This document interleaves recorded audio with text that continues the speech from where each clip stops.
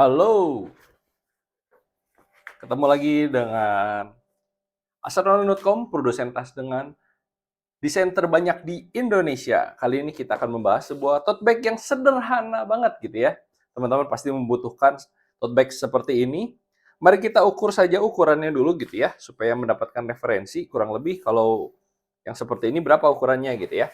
Ini ukurannya adalah 35 cm ke 28 cm atau 27,5 cm. Nah, ini adalah ukuran yang menurut kami sih standar. Karena bisa masuk map, bisa masuk buku gitu ya. Pasti bisa masuk air minum juga. Nih, map bisa masuk. Terus botol air mineral pasti bisa gitu ya. Pasti bisa masuk botol air mineral. Tuh, gitu ya.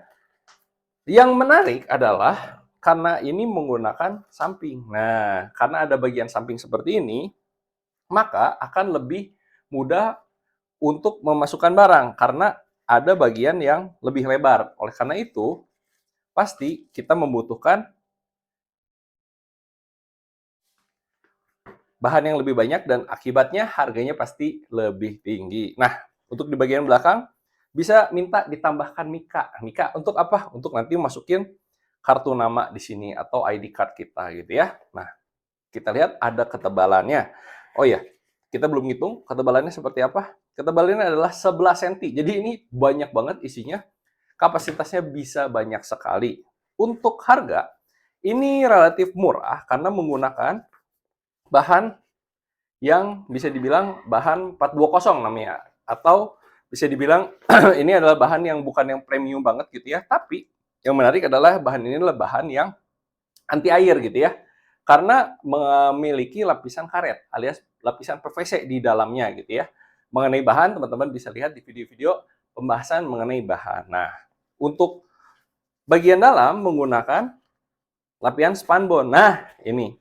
Jadi gini, kalau teman-teman ingin membuat tas yang bisa dibilang kaku gitu, berdiri sendiri gitu ya, nggak usah pakai dasar, nah bisa pakai bahan yang tebal. Nah, ini bisa dibilang bahan yang tebal dan bagus karena menggunakan lapisan spunbond lagi.